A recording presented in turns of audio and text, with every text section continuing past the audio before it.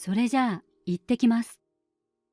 太一はピカピカの革靴を履いて立ち上がると、ぐっと背筋を伸ばした。まだどこにもシワのない真新しいスーツが眩しい。今日は太一の初めての出社の日なのだ。兄ちゃん、ありがとう。弟はぐっと唇を噛んで涙をためていた。何泣いてるんだよ。俺は笑いながら太一の肩を叩く。そういう俺も泣いてしまいそうなのを必死にこらえていた。俺たちは両親と太一と4人家族だった。裕福なわけではなかったけれど、平凡で幸せな毎日を過ごしていた。すべてが一変したのはある日のこと。まだ春の気配の遠い日で、俺は中学を卒業する直前だった。その頃はもう中学の授業はなかったから、卒業式の練習だけして家へ帰った。太一はまだ小学校から帰ってきていなかった。突然家の電話が鳴り響いた。佐竹翔太さんですか？電話の主は近所の総合病院だった。両親の乗っていた車が事故に巻き込まれたのだという。急いで俺が病院に駆けつけた時には、すでに2人は帰らぬ人となっていた。俺たちは突然2人きりになった。親戚は早くに亡くなったり、疎遠で連絡が取れなかったりして、俺たちには頼る人がいなかった。俺は中学を卒業して高校に入学した。しかし2年に上がる前に高校を辞めて働き始めた。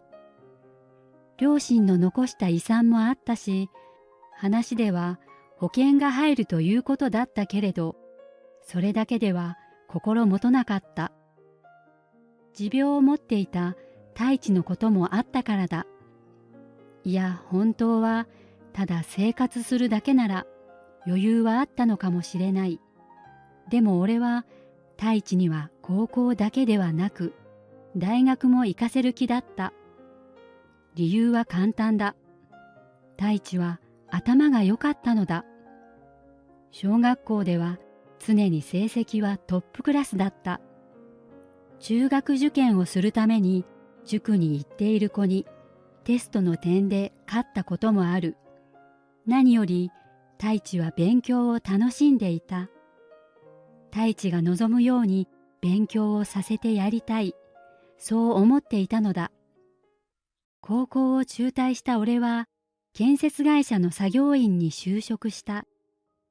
ほら、ちんたら動いてんじゃねえよ。はい、すいません。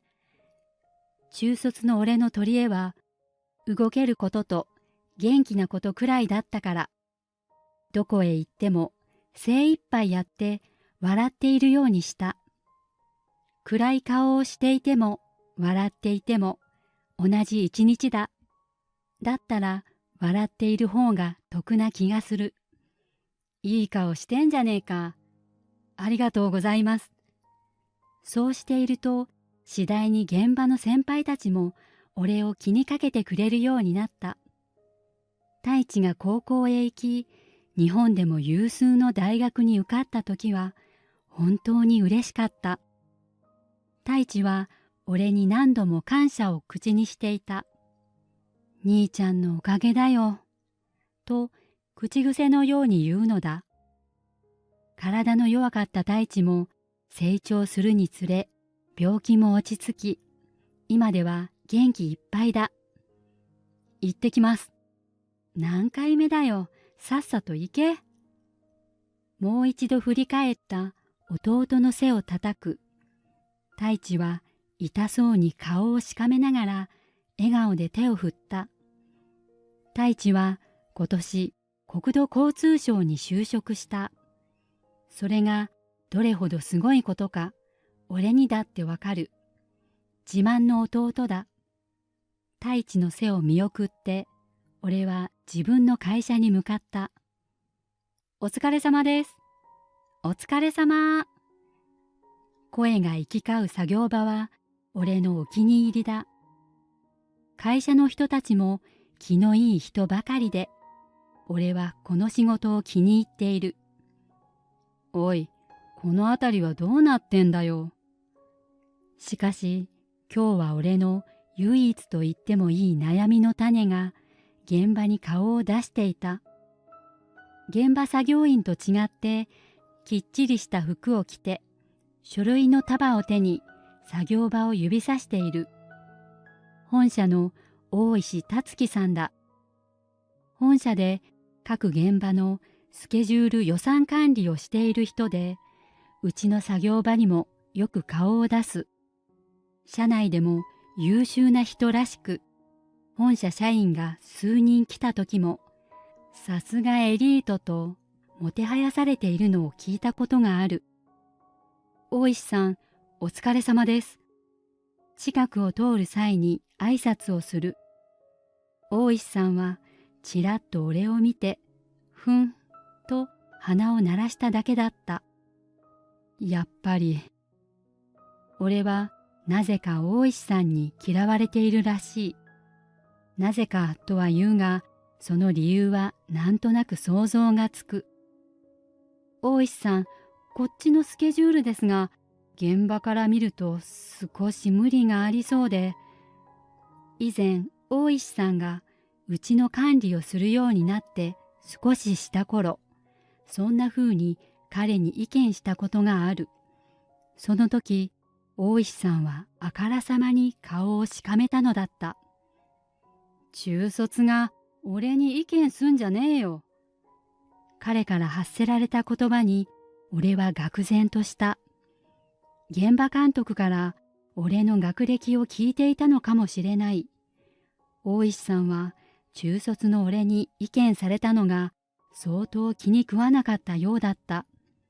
そういう経験があるから俺はあまり大石さんが得意ではない。今日も大石さん来てるのか。挨拶を無視された俺に仲間が声をかけてきた。あの人、俺苦手なんだよな。小馬鹿にしてくるっていうか、ネチネチしてるっていうか。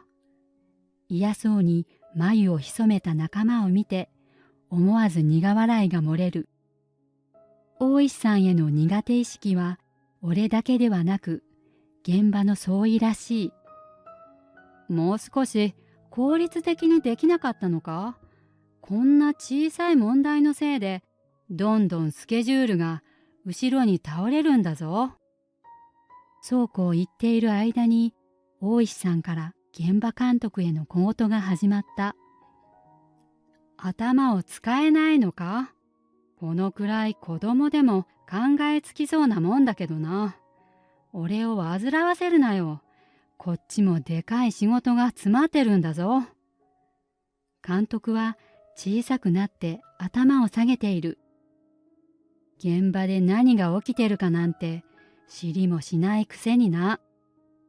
仲間は嫌なものを見たというように顔をそらせた。それにしてもいつもより態度大きくないか？俺が疑問を仲間に尋ねると、仲間はああと小さく漏らす。ほら、今度うちのチームがやるでかい建設あるだろう？あの仕事、本社が担当を大石さんに指名したらしくて、鼻高々なんだよ。ああ、国立施設の？そうそう、国土交通省からの仕事とかなんとか。ほら、今日大石さんと来てるあの人。仲間が指し示す方向には、スーツ姿の男性がいる。きっちりと髪を真ん中で分けた、キリッとした印象の人だ。彼は大石さんの様子を遠くから眺めていた。あの人が交通省の人で、大石さんといろいろ見て回ってるらしい。へえ。俺は国土交通省という言葉に気を取られていた。つまり太一と職場を同じくする人ということだ。こうして俺の職場と弟の職場がつながることもあるのだから不思議な縁だ。さて、太一は今どうしているだろうか。最初の職場でうまくやれているのだろうか。おーい、こっちの運んでくれ。遠くの仲間に呼ばれて、俺は慌ててそちらへ駆け出す。何笑ってんの？仲間にそう言われて自分が笑っていることに気がついた。いや、なんでもないよ。弟の今朝のスーツ姿を思い出していたなんて言えなくてごまかす。こいついつも笑ってんじゃん。しんどい仕事の時もな。変人だな。仲間たちは口々に笑う。しんどい時にしんどい顔するよりいいだろう。俺が言い返すと、それもそうか、とまた笑った。ふと視線を感じて振り返る。あの国土交通省の男性と目が合った気がしたが、遠すぎてよくわからない。俺は気を取り直して作業に戻った。それから数週間、太一も初めての職場に四苦八苦しながらもなんとかやっているようだ。ある日、太一に声をかけられた。兄ちゃん、今度の土曜日の夜空いてる？空いてるけど、なんかあったか？金曜、給料日だろ？だからどっか食いに行こう。言われて、確かにその日は給料日だと気がつく。つまり、太一の初めての給料日だ。食いにってお前、絶対に兄ちゃんにご馳走するって決めたんだから、絶対。なぜか絶対を強調される。太一にご馳走されるとわかると、むずがゆいものが湧いてくる。そうか。俺の恩返しなんだから。太一の気持ちは嬉しい。どこか照れくさいけれど、断らせまいとする姿勢も含めて、なんだか嬉しい。わかった、開けておくよ。俺の返事を聞いて、太一は心底嬉しそうに笑った。約束の土曜日、俺は連れてこられた店の前で、ポカンと口を開けていた。ここだよ。本当に間違いでないのだろうか。どう考えても高級料亭だ。のれんは白くピシッとしていて、白木の戸が高級感を出している。店先の提灯もそこらへんの安い居酒屋とは違って、どこかつやつやと光っている。太一が臆する様子もなく戸を開けて、俺はぎょっとする。店の中も想像通りにきれいだった。カウンター式のお店で、おかみが俺たちを見て、人の良さそうな笑顔を見せた。いらっしゃいませ。お待ちしておりました。L 字型になっている席の奥に通される。俺たちの座った反対側の端の席に、メガネの男性が一人お酒を飲んでいた。まだピークの時間ではないからなのか、お客さんはそれ以外にはいなかった。どうぞどうぞ、本日はゆっくりしていってくださいね。おかみさんはニコニコと俺たちに挨拶をしてくれる。いえ、どうも。緊張しすぎて、ろくな返事もできない俺を太一がこづいた。そんな固まらないでよ。兄ちゃんらしくないな。だってお前、こんなところ来たこともないし、値段とか。大丈夫だってば。声を潜めて気にする俺に、太一が呆れ顔をする。俺の弟は、こんなに肝の据わったやつだっただろうか。記憶にある太一はいつも小さく咳をしながら丸まっていた気がするのに、太一、よくこんなすごいお店知ってるな。前に職場の人に連れてきてもらったんだよ。ほら、職場がこの辺だから、うちの人はよく来るんだって。すると、話を聞いていたおかみさんが、ふふっと笑った。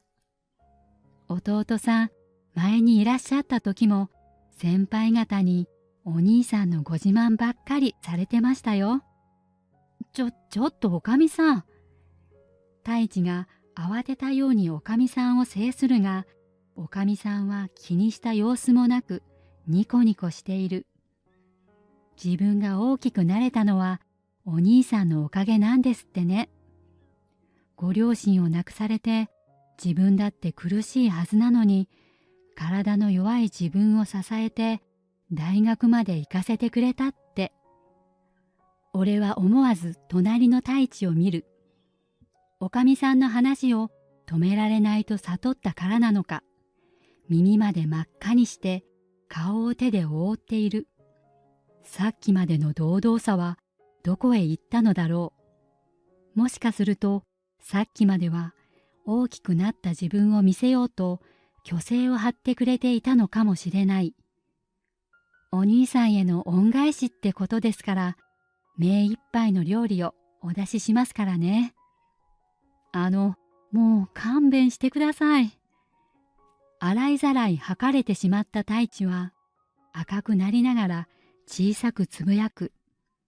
俺はそんな太一とおかみさんの様子が面白くて思わず笑った。それからはっとして遠くの席に座る男性のお客さんを見る。こんな小さいスペースでこんなに騒いだらうるさいだろう。すいません、うるさくして。いえいえ、お気になさらず。男性は気にしていないというように手を振ってくれた。出される食事はどれも食べたことがないくらいおいしかった。テレビで口に入れた瞬間に溶けると表現している食レポを見たことがある。あれって本当だったんだと俺はびっくりしていた。素晴らしい料理の数々を出され、会話も弾む。俺たちの楽しい時間を引き裂いたのは、ガラガラという料亭の戸が開いた音だった。いらっしゃいませ。おかみさんが顔を上げて、にこやかに新たな客を招き入れる。俺たちの席の少し離れた位置に座ったその人が、あれと大きな声を上げた。佐竹さんじゃないですか。その声に驚いて顔を上げると、そこにいたのは大石さんだった。大石さん、お疲れ様です。太一も俺の知り合いだとわかると小さく会釈する。せっかく最高の時間を過ごしていただけに、彼の登場には嫌な予感がした。できればこれ以上関わりたくない。中卒でもこんないい店に来れるんだな。案の定突っかかられる。その上侮辱的な言い方に少しカチンときた。しかしせっかくの時間をダメにはしたくなかったから、俺は怒りをぐっと飲み込んだ。ああ、いえ、来たのは初めてです。素晴らしいお店ですね。こういうのは笑い飛ばすのが一番と気持ちを切り替える。気にしていない風の俺の態度が気に食わなかったのか、大石さんは目を細めて俺の隣にいる太一に視線を移した。そっちのは友達？弟です。へえ、弟も中卒？標的が太一になってしまったことが心底嫌だった。俺は大石さんの視線から太一を隠すように身を乗り出し、笑いながら相手をする。いやいや、兄貴と違って弟は出来がいいんですよ。大学も出てますから。へえ、大学？すげえじゃん。どんな手使ったの？裏口入学？ケタケタと笑う大石さん。しかしその言葉は俺の怒りを沸騰させるのに十分だった。